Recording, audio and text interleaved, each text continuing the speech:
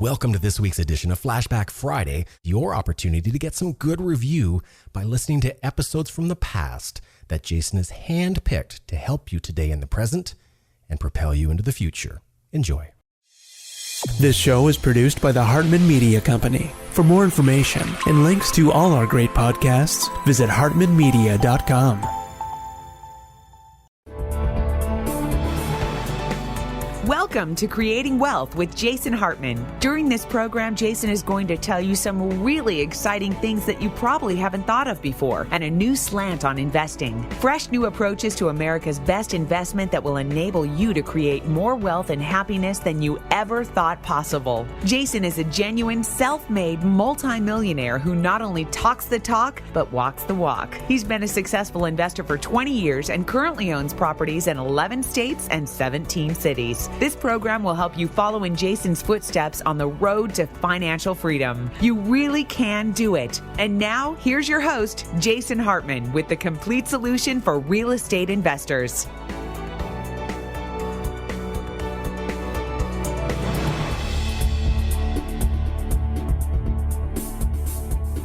Welcome to the Creating Wealth Show. This is your host, Jason Hartman. This is episode number 366. And today our guest will be a gentleman who founded a website. It's really not a website. It's a giant.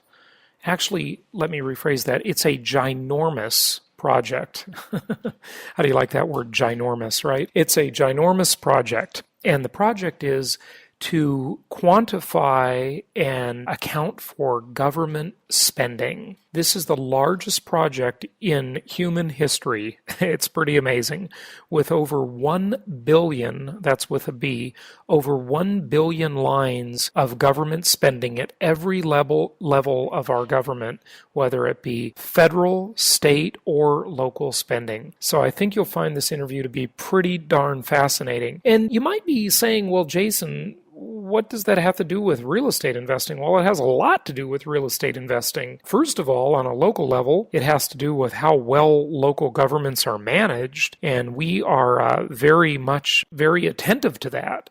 Because certainly on the first count, we want a place that isn't broke. We try to invest in places that aren't broke, because my opinion is that places that are in trouble get into the situation where the government is really in business, in quotes, if you will, against its own citizens. And one of these places is the Socialist Republic of California, my former home for pretty much all of my life. And, in a place like that, when the government is broke, it becomes a less and less pleasant place to live, because, God forbid, you might get a ticket where virtually everything is illegal in a place like California. And if you get a speeding ticket, and I haven't had a speeding ticket in, 16 years, okay? So you're talking to someone who just doesn't get them. But when I was younger, I used to get a few. It's something funny about aging. You get the lead out of your foot, which is just a lot safer way to be. So driving fast is kind of overrated in my opinion. And I think sports cars are also overrated because you can't drive them the way they're meant to be driven. But I digress. Anyway, I hear that speeding tickets in California are insanely expensive. And so, that's one reason we're concerned about government spending. But, we also want to invest in places that are landlord-friendly places. And in a place like California or New York or any more left-wing oriented place, the tenants have all the power. They have all the rights. One of our clients told a horror story on the show recently. Well, not recently, but a couple of years ago. Time flies when you're having fun. And he told a story about how he had a property in Washington, D.C., a very left-wing, and regardless of who's in office and what administration is controlling the government at the time, but a rather big government left-wing type of place. And he had a bad tenant and tried to evict the tenant and found that it was almost impossible to get them out of his rental unit because it is so tenant-friendly. And you had to give all this notice. You had to go to court, and, the tenants knew just how to play the game, where they would bring you right up to the court date, and then they wouldn't show up, and then you got the order from the marshal to evict them, and then you couldn't evict anybody on a day where there was more than like a certain, I don't remember the number, but maybe a 50% chance of rain. And in a place like Washington, D.C., and I think they had a temperature criteria in there too, so you couldn't evict them when it was too cold. I mean, just unbelievable. I mean, these places are just too hard to do business. So the political, look, suffice it to say, the political environment does matter to us as investors on a local level, but it also, of course, matters on a state and a national level, because if that state is in dire straits because they've overspent, if the federal government is in dire straits because they've overspent, now, of course, they're in a very enviable position because the federal government has the reserve currency and they have the printing press where they can just create money to infinity and beyond, as Buzz Lightyear would say. And as they do this, we can invest for this. We know how to game the system if you've been listening to the show for the past 365 episodes. And so these things are good and bad, but we need to know about them. We need to be aware of them as investors. That's critically, critically important. Well, one market where you've got a very landlord-friendly environment and a very good climate is Houston, Texas. And so, I'll be talking about a couple of properties real quickly before we get to our guest today from Houston, or in Houston, I should say. I guess the properties aren't from Houston. People that used to live there are from Houston. But the properties are in Houston, or in the greater Houston metropolitan area, as I should say. And so that's pretty interesting. But before we get to that, I have long talked about how geography is less important than it's ever been in human history, and how it really amazes me constantly how just 15 years ago, how local my mindset used to be versus how national and really global it is today. And of course, the internet has had a big influence on this, but many other things have had influences on this as well. And I just interviewed Doug Casey. Doug Casey's been on the show before, and he'll be on the show again because I interviewed him today, and we'll publish that show here in the near future. Investment guru and author of many books, Doug Casey. And he was really the first guy back in the 70s to write about and probably pioneer the concept of being the international man. Now, of course, the comedic character Austin Powers used to call himself an international man of mystery, right? and Doug Casey really pioneered this concept of living and in internationalizing your life. And what he meant by this is having assets and access to multiple jurisdictions around the world. Welcome to this week's edition of Flashback Friday, your opportunity to get some good review by listening to episodes from the past that Jason has handpicked to help you today in the present and propel you into the future. Enjoy. Just as a plan B, as a backup plan. Now, he's one of the doom and gloomers that says the world is coming to an end kind of thing, very much a gold bug, certainly. And we talked a lot about gold and Bitcoin and cash flowing real estate as a way to get yield in a deflationary environment and as a way to invest so successfully in an inflationary environment. So some interesting stuff there. But I, again, say that geography is less meaningful than it's ever been in human history. I mean, think about it. If we wanted to go somewhere in the days where we were riding horseback, I mean, say, for example, we wanted to go and get a free homestead when they were giving away land, homesteads, in the western United States. Well, we might take this journey with horse and carriage or horse and buggy, and we might do this with friends and family and people that we could associate with and people that had different skill sets. We want to take them with us on the journey. And going across the country back then, you would almost certainly have people die on the journey. Now, I don't know about you, but nowadays it's really, really extremely rare that anybody dies crossing the country, whether it be by car, train, bus, or airplane. It's very rare. We usually get there in one piece, and we usually get there in good health, minus the hassle going through the ever invasive and obtrusive TSA, which is our government's way of creating fake crises to restrict our freedom. But nonetheless, I digress, and we get there in one piece. So geography is easier to cross than ever. So that opens up big opportunities for us when we're investors. We can invest anywhere pretty darn easily.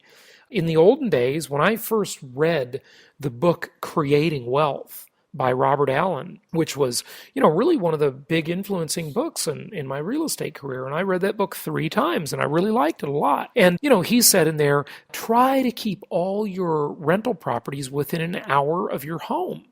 Well, that was before Al Gore invented the internet that I was reading that. It's certainly very different nowadays.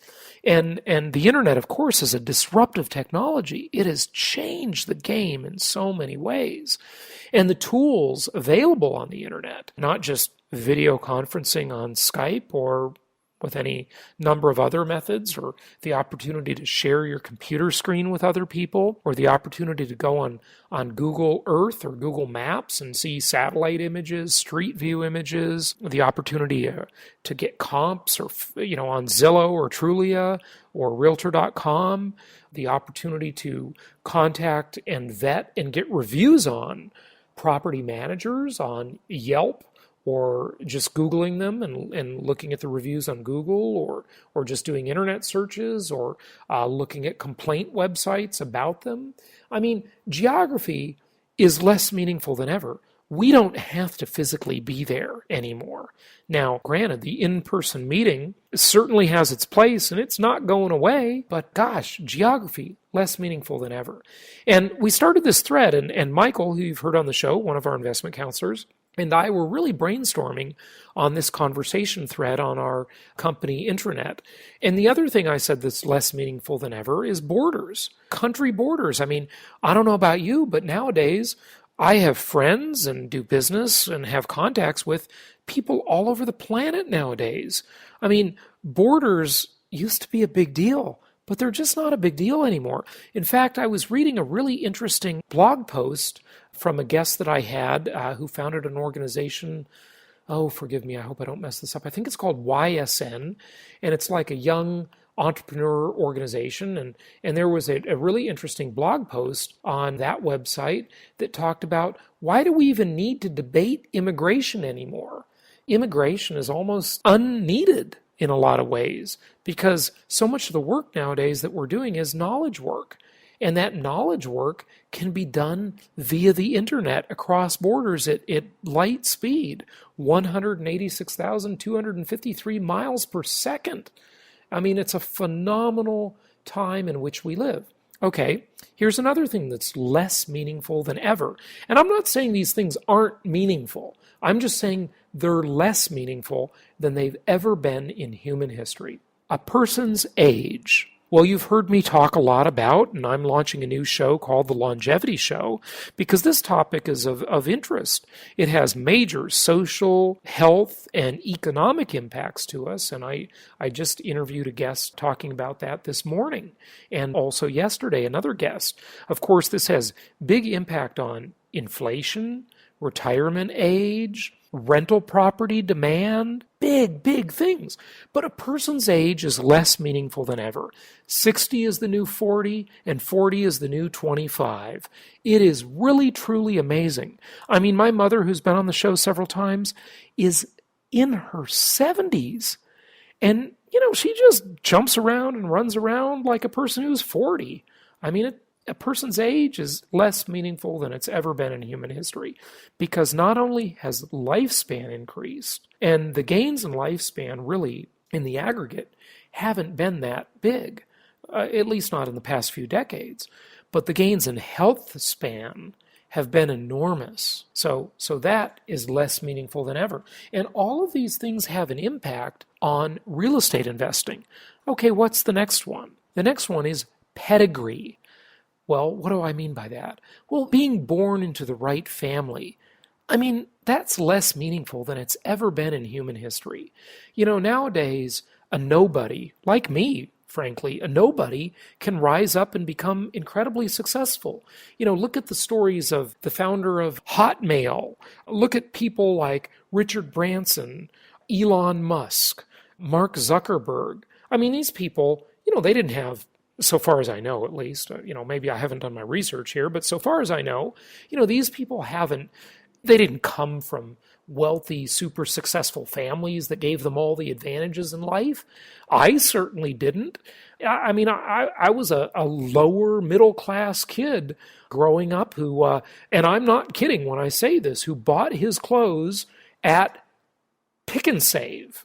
Remember Pick and Save? Well, it's now called Big Lots, but back then it was called Pick and Save, and that's the company that bought out inventories from other companies that were going out of business or just had too much inventory on hand. I remember when my mom bought her very first new car. It was the first time she ever bought a new car in her life. And I remember we went and we shopped around, and when I was a kid, I remember doing this. I was very money conscious because I was poor, and so I really paid attention to money. And I guess, maybe it's because my mom paid a lot of attention to money. And I remember looking at this Honda Civic, this ugly little blue Honda Civic that she ultimately bought. And I remember this car, I think it cost $2,900. I'm not kidding. You can try and figure out what year it was. It was a little ugly, tiny Honda Civic hatchback. And it had, of course, it didn't have air conditioning. Of course, it didn't have power steering. Of course, it didn't have automatic transmission. And of course, it didn't have electric locks and windows. But I'll tell you what it didn't even have. It didn't even have a radio. Not even a radio.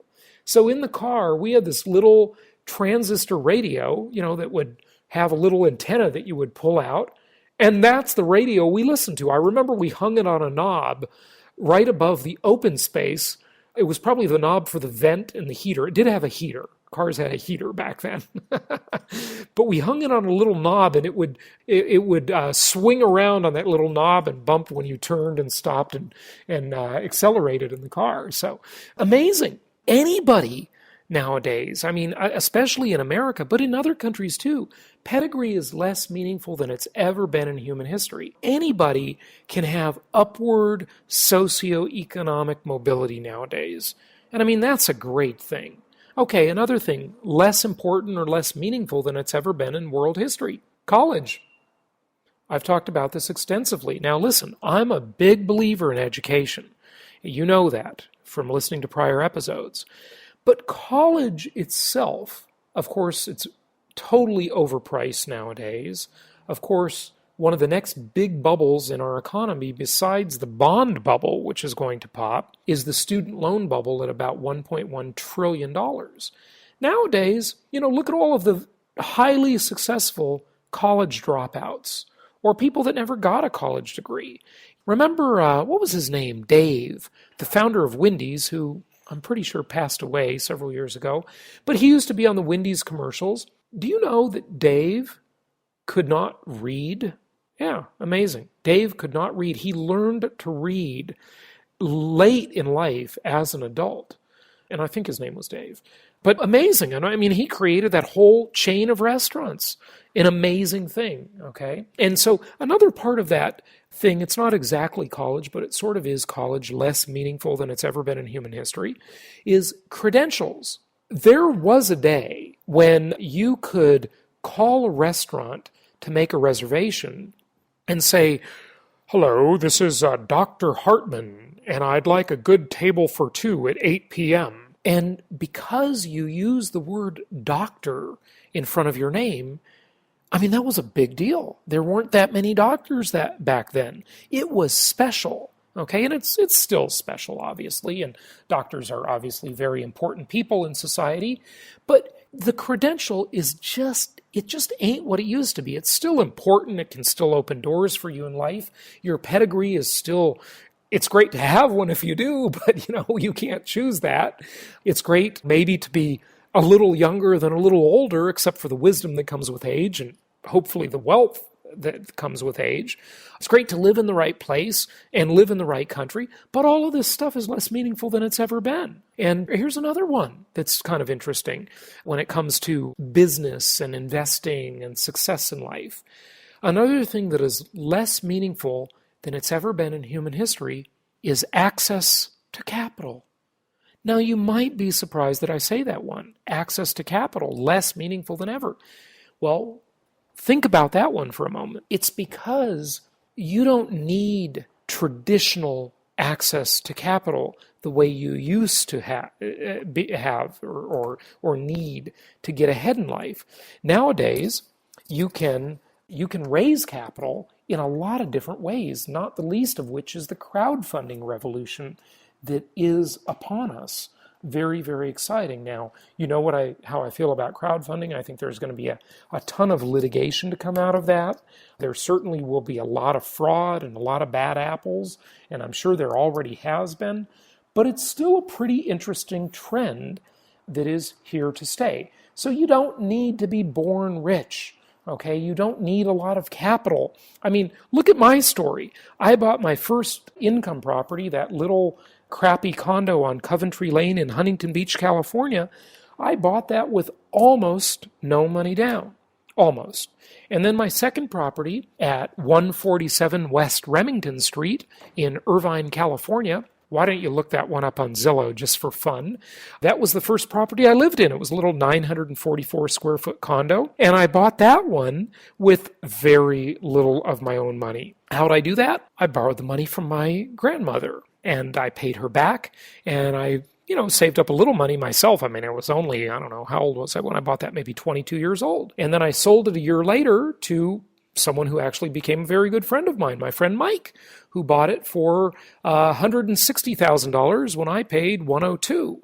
And 11 months later, I made, by putting 10% down, a 600% return on my investment, pretty much.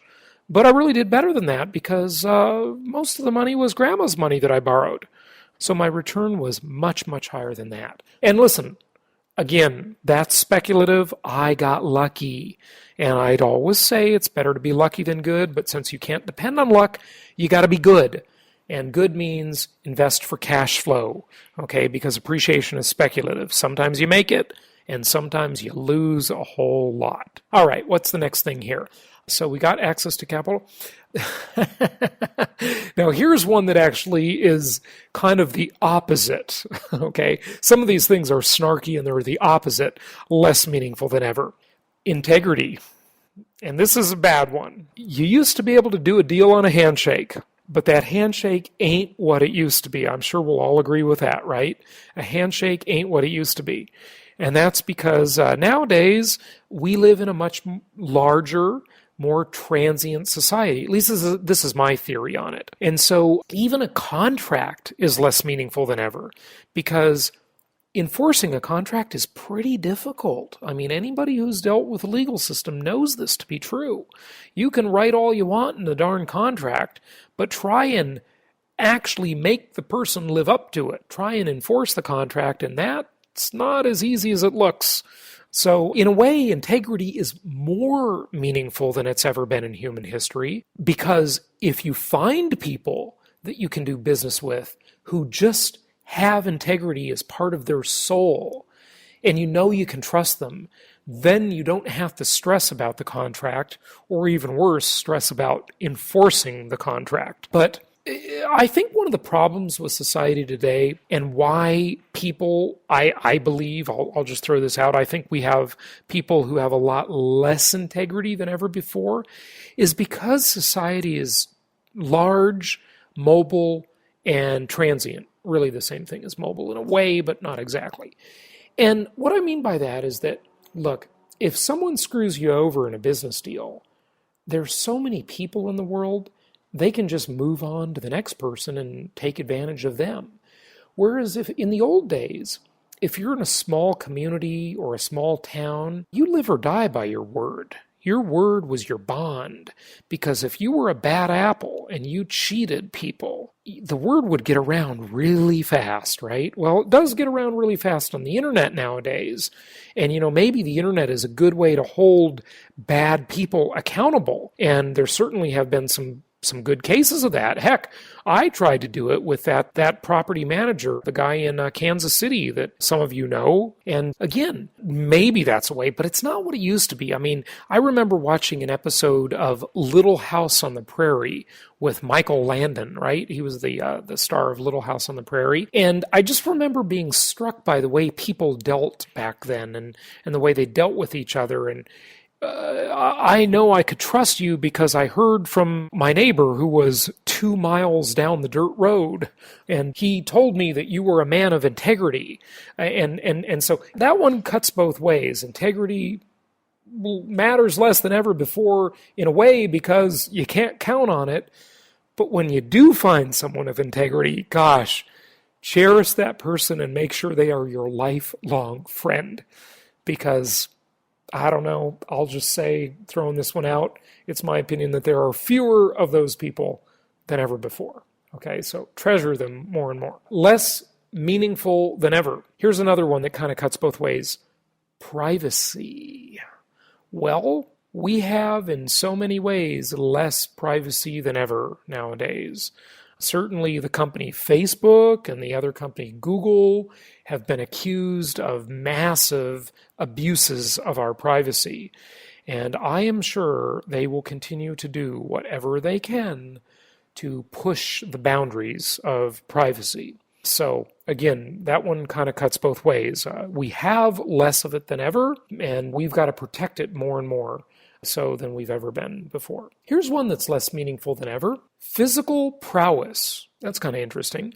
So being physically capable is less important than it's ever been in human history. Well, why is that?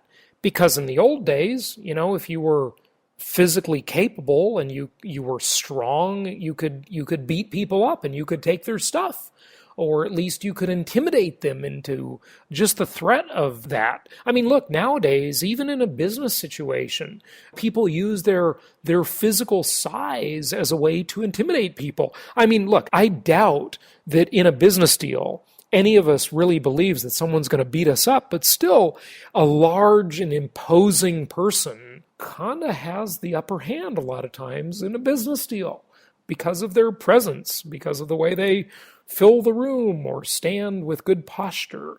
And look at Obama. Obama, isn't it funny that all our presidents usually, they're tall. They're pretty tall guys, right? And Obama, one thing that a lot of people say, he's a great public speaker, and I happen to differ with that. I don't think Obama's a very good public speaker at all. I mean, he's good at reading a teleprompter, that's for sure. But you take the teleprompter away, and the guy is dumber than George Bush. I mean, he doesn't know what to say without a teleprompter. Everybody criticized Bush, but I don't know. Obama's worse.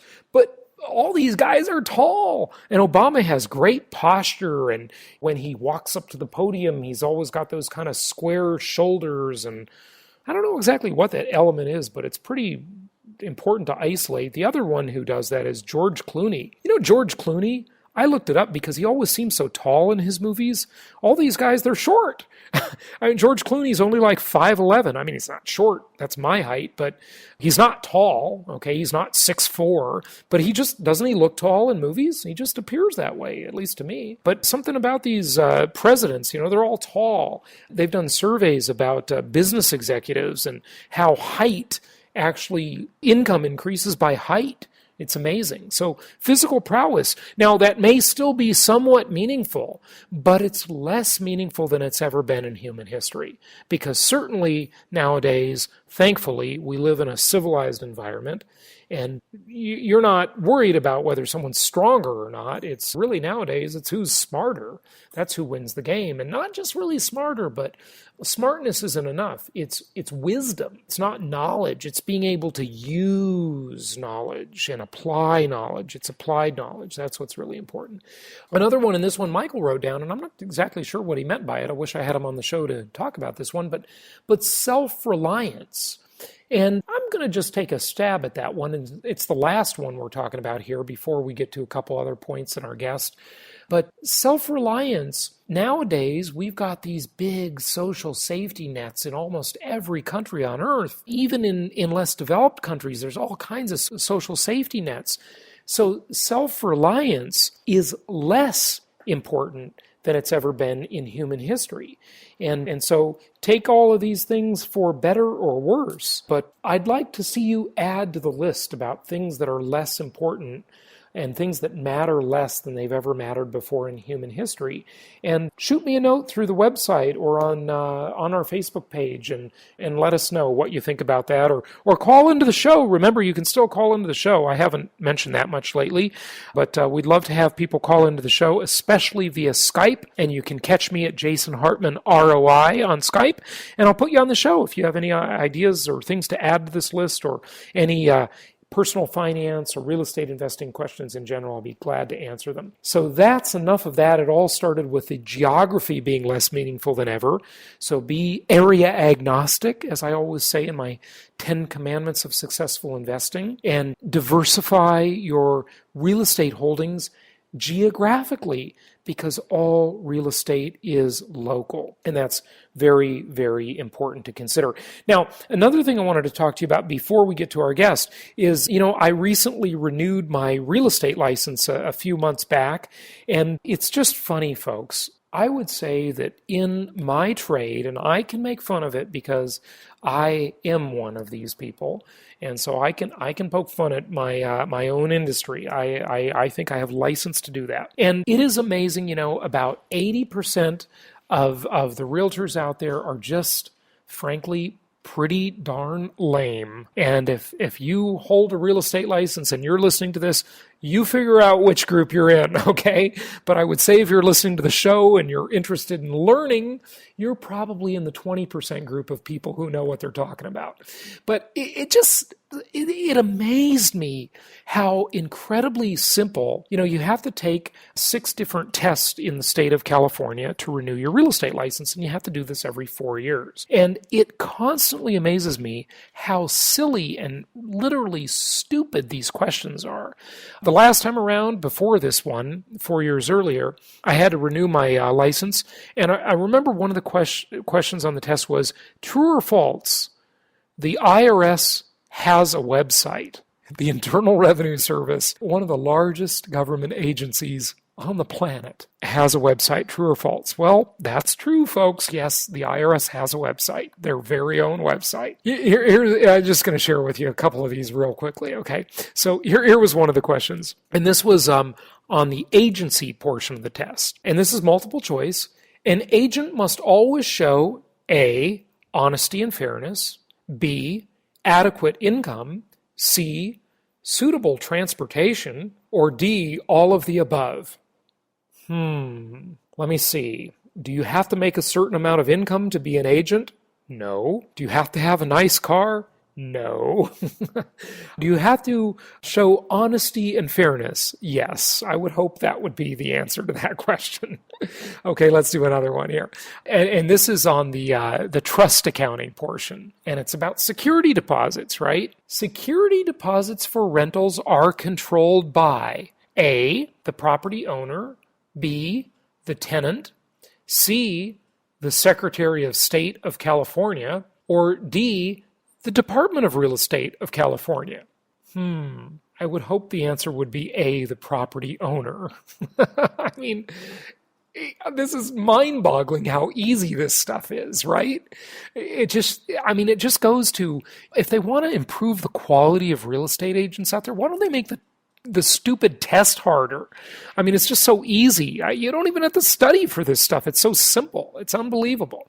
Okay, here's another one. This was question 18. A major problem causing broker violations is A, outdated business cards, B, lack of reasonable supervision, C, old office furniture, D, a messy office.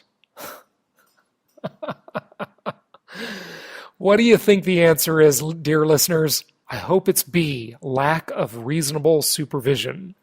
Now, actually, it kind of could be A in a way. If your business card is outdated and it doesn't have the right information on it, that technically could be one. But you know what they meant.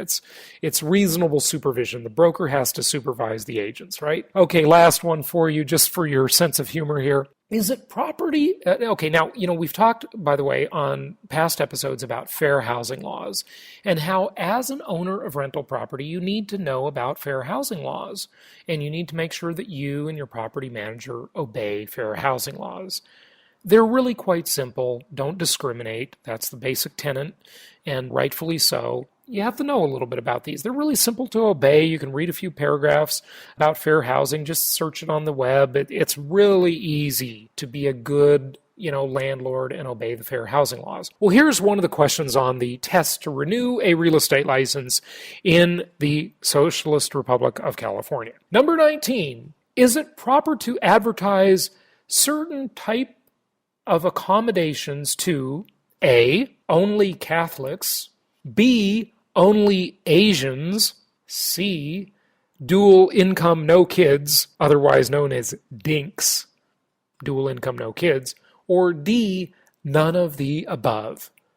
Can you see this? You put your rental property up for lease, or your property manager puts it up to lease and it says, beautiful property in Houston, Texas, or Atlanta, Georgia, 3 bedrooms, 2.5 baths, $1,300 per month, Catholics only. Are you joking? Asians only. Dual income, no kids only. I mean, my God. Does anyone actually get this question wrong on the real estate test? None of the above is the answer. You cannot discriminate, obviously, dear listener. You know this. I mean, look at all of you, without even taking a single real estate test or class, I bet you could pass this test very, very easily with flying colors. It would be a cinch for you, right? Okay, let's move on here. And the last thing I wanted to cover, and where did it go? The last thing I wanted to cover is I wanted to cover some Texas-sized return on investment. And a couple of properties, and again, we're still working on a property tour in Houston, which is a market that I've owned properties in. I have property there now, and I love Houston. Great market. The only downfall of Texas is you do have the higher property taxes. However, those pass through to your tenant. So here's a great property in Houston. This property is $133,990. You can find it on my website at jasonhartman.com. Subject to qualifying, it'll cost you just under $40,000 in total cash to get into the property. Projected rent, $1,400 per month, and projected cash flow is just over $3,000 per year, or $250 per month. And your overall return on investment here is projected at 32% annually. 32% annually. So pretty darn good. Even if it only goes half as well, you'll make 16% annually. Pretty darn good. Okay, let's look at one more property in Houston. By the way, I think that one, although I clicked off of it, I think that one was a brand spanking new property for you. So here's another one, and this is in the Houston metro area. And this one is $124,000. It'll cost you about $37,000 total investment to get into it. Projected rent $1,250 per month. Subject to qualifying. Your overall return on investment 30% annually. Because remember, with income property, it's a multi-dimensional asset class. So we earn that return on investment from multiple sources. Unlike other, what I call flat investments that are not multidimensional, those would be precious metals, they'd be most stocks that don't pay dividends, but even if they are dividend-paying stocks, you only have 2 elements of potential profit, your dividends and capital appreciation, terrible tax treatment, on and on. So income property, by far, the most historically proven asset class in America, if not the entire world. So without further ado, let's get to our guest and let's talk about Open the Books, and check out more of those properties at jasonhartman.com and some of our great products. And we will be right back with our guest in just a moment here, talking about opening the books. Be sure to call into the Creating Wealth Show and get your real estate, investing, and economics questions answered by me personally. We'd love to have you call in, share your experiences, ask your questions, and a lot of other people listening have those very same questions. So be a participant in the show at 480-788-7823. That's 480-788-7823, or anywhere in the world via Skype. Jason Hartman, ROI. That's Jason Hartman, ROI, for return on investment. Be sure to call into the show, and we are going to enter all of the callers in a drawing for some nice prizes as well. So be sure to call into the show, and I look forward to talking with you soon.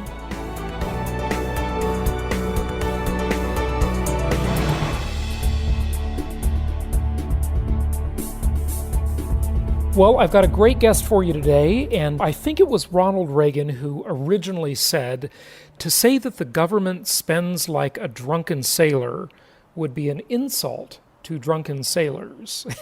And with that, I have the founder of openthebooks.com, and his name is Adam Andrzejewski, and he's with us today to talk about government spending in a dramatic level of detail. Adam, welcome. How are you? Well, great. It's freezing cold just outside of Chicago here, Jason. But I'm really happy to be on your program. I think we can be true to the moniker of Chicago. This is definitely the Windy City, and we're going to have a great chit chat today. Well, good. So how old is this company? The company name is actually American Transparency. Is that correct? This is true. So I founded openthebooks.com simply to fulfill my mission. I had run for the Republican nomination for governor of Illinois in 2010, and my tagline slogan in that race was to put every dime online in real time. And so I lost the race narrowly. I came within 5% of winning, and I still effectuated on my promise by founding openthebooks.com, where it's our mission to post every dime, not only in Illinois, but now across the country at the local, the state, and the federal level. That is an amazing task. I mean, so have you done it? You've achieved it? Well, we're getting close. Jason, we're about a year out from actually making our mission happen. So right now, we've got 750 million lines of government spending. And your listening audience can come to our website at openthebooks.com. They can download our free mobile application for Apple and Android. We've pushed it all to your cell phone. You can actually track government spending on your phone now using our app. And we think we're about a year out from having about 90 cents on every dollar at every level being fully searchable. Amazing, but this is such a dynamic thing. It changes every day, every time the government writes a check. So how do you do all of these?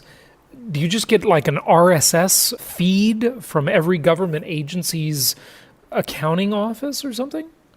How do you do this? Well, it is a rare government agency that would set up an RSS. That's what I would think. Yeah. So how? I mean, this is a mammoth project. The federal government's pretty good about it. They post on a quarterly basis. It is a government, it is government work. So oftentimes certain tranches of the data are wrong. The government does make mistakes, but by and large, the federal government does a pretty good job ever since 2006 at posting their spending. We also add to that federal farm subsidies, the 2.5 million federal workers with 5-year salary histories. We have added 41 out of the 50 states with at least 1 year of their checkbook. In Illinois, we go back 8 years, and in other states, we go back 5 years. We've added 36 out of the 50 states with at least partial public employment and pensions in their state, and we just went live this week with the state of California. I always like to say California, my home state. Fortunately, I have escaped the Socialist Republic of California. But I always like to say, Adam, that California is the new Michigan. It's such a disaster. And that's good news, Jason, because Michigan flipped and they're on a good economic path now. Oh, so, they are? And, wow. I did not know that. In California. Yeah, about 2 years ago, their legislature and their executive branch flipped, and so they went right to work in Michigan, and people have greater freedom and liberty to live the American dream now, and it's showing off in their economic results. So maybe there's hope for California. Mm-hmm. Yeah, well, that's who knows. I don't know. What we found, though, in California is that the trajectory of public pay and the pension is completely out of control. In California, public salaries are golden. The top roughly 14,000 federal, state, and local employees earn $5 billion at taxpayer cost every single year. Unbelievable. This is just such an abuse of the system. I mean, they're just stealing from the public treasury, from the taxpayers. It's unbelievable. The average salary of those 14,647 public employees, the average salary is $231,000, and you tack on another $92,000 in benefits. I mean, it is completely out of control.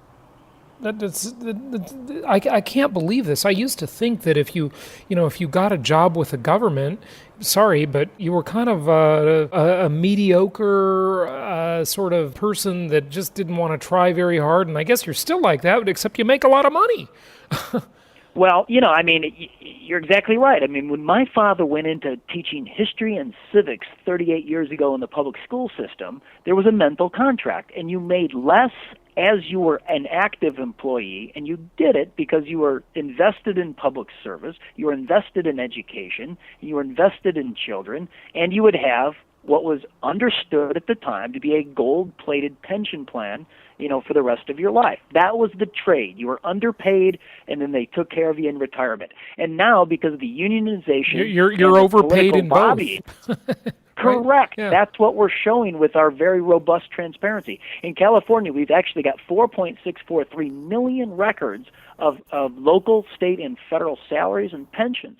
And we did put the California spending in our mobile apps. You can look it up by zip code or any zip code in California or actually across the country.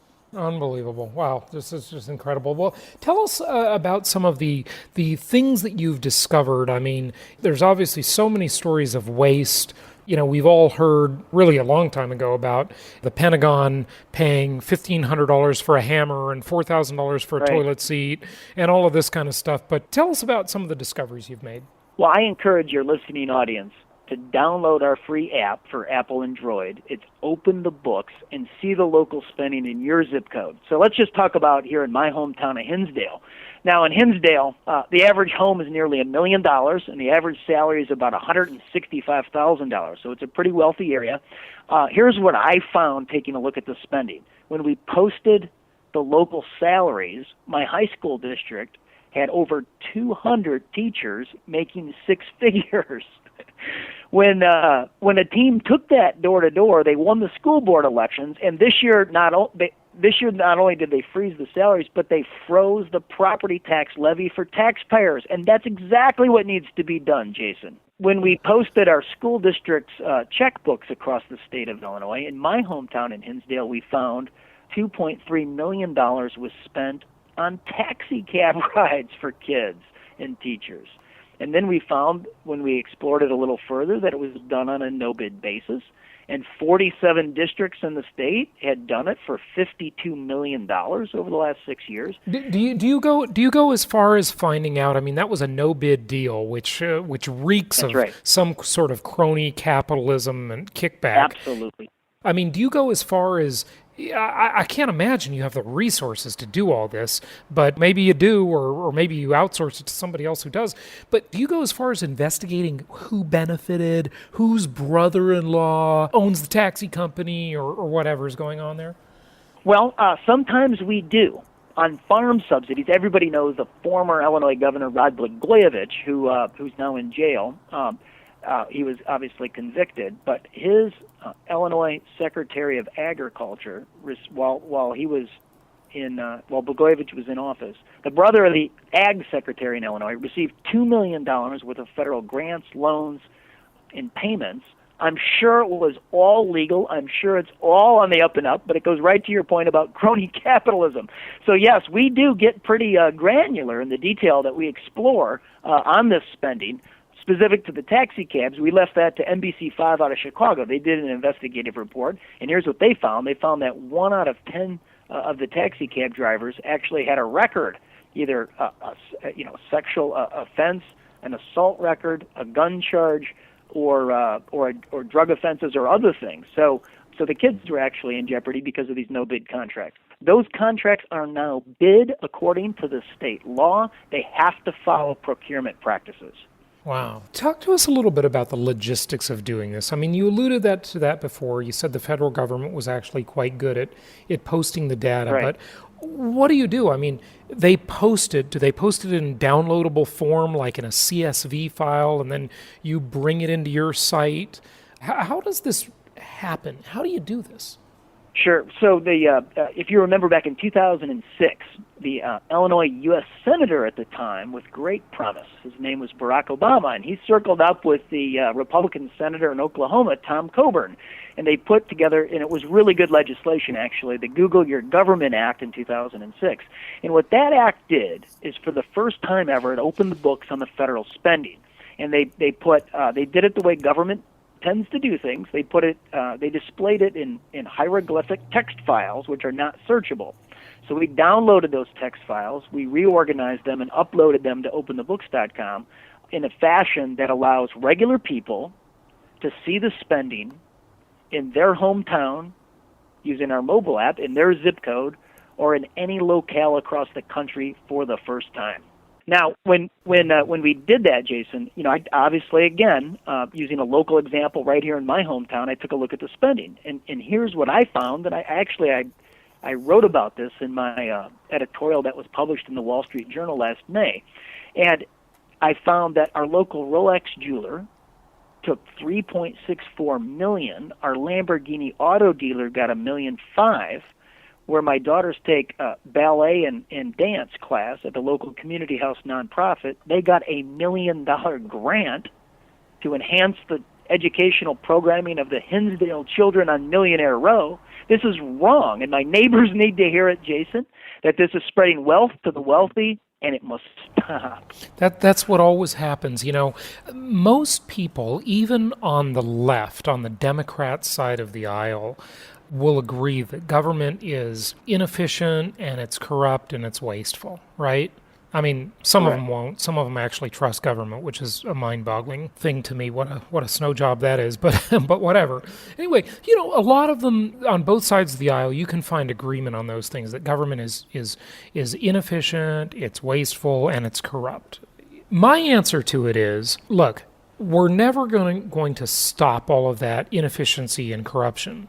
However, if we just make government smaller in its total size, we will naturally reduce proportionately the size of the waste, corruption, and inefficiency. And so it's just unbelievable that the government should be in all these other businesses of picking winners and losers. And I've never had a government grant.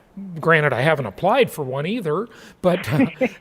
You're like the only person in the country, Jason, not on the gravy train. This is unbelievable. I mean, this is just ridiculous that the government should be financing this kind of stuff. I completely agree with you. I mean, previous to doing this, I was in the private sector. So back in 1997, my brother and I, from our apartments, we founded a Yellow Page publishing company that produced hometown telephone directories.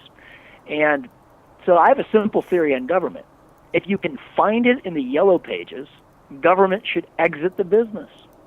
Yeah, good. That's a good way to expand a little bit more on that. That's a good example. Yeah. Well, I'm one of those guys that believe that government does have a purpose, right? Beyond, just securing the borders and beyond the military and the police force. I believe, actually, that government has a true purpose when and where people cannot help themselves. Government has a true purpose to help people who have real needs.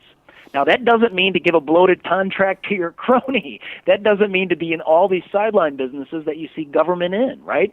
So I think you could be true to my Yellow Page analogy and be true, still have an efficient and targeted government that helps people who do have real needs. I think we're wealthy enough in this country to do that. Now, well, at least we pretend to be wealthy enough. That's a whole nother discussion, but Sure. Well, that's true too. We have a smoke and mirrors house of cards economy, but this game of monopoly money, I mean, we certainly appear to be wealthy enough. So go ahead. Well, yeah, and I think that the recent farm bill is a great example of what you just talked about. It's going to transfer $1 trillion of wealth, and 80% of it is food stamps, but 20% of it's farm subsidies, and it passes the House and the Senate on a bipartisan basis, and it takes the farm subsidy portion of that bill and increases it by 47%. So we actually issued a report. It's called the Federal Transfer Report, Farm Subsidies and the Big Dogs, and we call out all the waste in the previous bill. And there was no reform, and everything we called out gets to increase by 47%.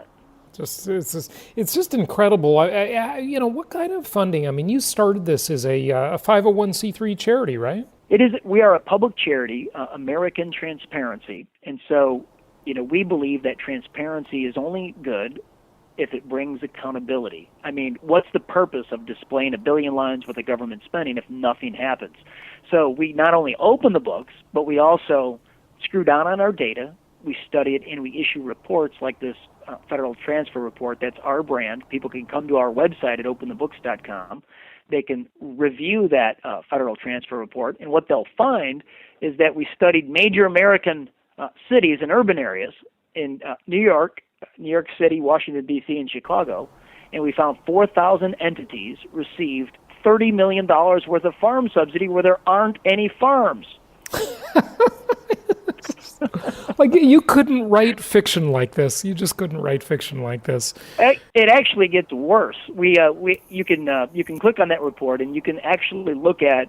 We put all the subsidies on red tins with the spending information and Google Maps. You can actually look at the downtown Chicago high-rise where there's 7 charitable trusts that serve ducks that got nearly $1 million worth of subsidies in the last 4 years. These are very expensive ducks. You can look at Hyde Park, and you can see that the Nation of Islam, their leader, Louis Farrakhan, he has 2 charities. He's received over $300,000 worth of farm subsidies and commodities loans over the course of since 1995, and the checks are mailed to his home address in Hyde Park, Chicago. Well, you can run a business or a charity out of your home. I mean, I'm not going to defend Farrakhan in any way, but that doesn't necessarily mean corruption, does it? Or does it? Well, I think you're right. All of it's legal, probably. Farrakhan's charities are out of compliance, probably, with the IRS, certainly with the Illinois Attorney General and the Secretary of State, which has him not in good standing. But nevertheless, I think that the federal farm subsidy government program has grown to such an extent that wealthy individuals and entities are simply making it part of their investment portfolio, where they hire a farm manager to do the farming, and they collect the taxpayer subsidy as a return on their investment. Well, what's next for you guys? You're about a year out from having every piece of government spending online, right? Correct. I think that that one of the next phases for us is to upgrade all our technologies. So if you do download that free app, Open the Books, in about 30 days you are going to get a new version of that. Even though this app won the best political app in the country last year by the Web Marketing Association in a prestigious contest, we're upgrading the technologies. It's going to be super hot, super fast, with a great user experience. And so I encourage everybody to download that app. The next phase after that is to circle back on those entities that gave us problems. And they're very Orwellian problems, Jason. For instance, the Obama administration, the Office of Openness, Transparency, and Accountability, rejected our request for the federal pensions. They called that private information. So, that they're not going to hand those over to us. We're probably going to have to engage in litigation to force those open. Also, like the New York State Comptroller, he produced the New York State checkbook and redacted the vendor names. Okay, again, very Orwellian. So it's certain things like this. We're going to have to very judiciously and carefully, for maximum impact, choose our court cases, but we must vigorously, morally and legally defend our rights to have open records in this country. Unbelievable. I mean, I'm looking at the app now. I had the app on my phone already before I even knew who you were. I remember someone told me about it quite a while back. And I'm just looking at these salaries. I mean, it is amazing what you can see here, in terms of these salaries, the checkbook, the spending. You can do it, sort it all sorts of different ways. If you want to know what the government employees right around you, based on your geolocation, are making, you can search that. I mean, it's just incredible. What a great app. Phenomenal. So that's available for iPhone and Android as well? Yes, we've got it available for both. and most likely a little bit later this year we'll come out with the same app for Windows-based phones as well. Yeah, talk about a great cause. And so anyone who donates to you, their donation is tax deductible. Is that correct? This is true. If you go to openthebooks.com, we're a public charity, so it's a completely to the fullest extent of the law a tax deductible donation. And thanks for mentioning that, Jason. We are funded in large part by individuals from across the country who believe that quite possibly this is the most robust way to save liberty and freedom in this country. You know, we know what the NSA is doing. They're opening all of us up in the private sector. Oh, and sure. We must hold government accountable to the open records law in this country. Yeah, most definitely. Well, keep up the good work, Adam. Thank you so much for joining us, and I hope everybody will download the Open the Books app for their smartphone and visit your website as well. And what a great cause, folks. I'm going to make a donation. So I can tell you this is one of the better causes out there, I think. And plus it's tax deductible, so it's a lot better than giving it to the darn IRS, who will use it in reverse to do the stuff that you're going to hopefully prevent them from doing. So that's fantastic. That's a good argument. I'm going to have to remember that one, Jason. And thank you so much for your interest in our mission. I really appreciate you. I want to keep you updated and your listeners, and I want to come back on your program as more things develop here, as they certainly will. Fantastic. Well, keep up the good work, and we'll talk to you soon. I'm here with Chaley Ridge, and one of the things, Chaley, that investors are constantly disappointed with is that they're quoted a rate in one place, or they look online and they see a rate for a mortgage, and then they're switched, and it's kind of a bait and switch, and they find out they have to pay a higher rate. What's going on with that? I get this question almost every day. They're looking at the difference between owner-occupied type rates and non-owner-occupied type rates. The one is always going to be less than the other. Investor mortgages are just a little bit more expensive, folks, but remember, as an investor, you don't pay your own mortgage, your tenant does. So it's a pretty great thing. Chaley, where can they find you? www.ridgelendinggroup.com. Fantastic. And if you forget that, you can contact your investment counselor at jasonhartman.com.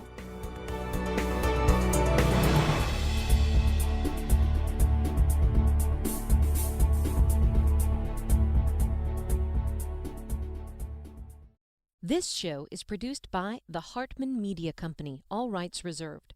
For distribution or publication rights and media interviews, please visit www.hartmanmedia.com or email media@hartmanmedia.com.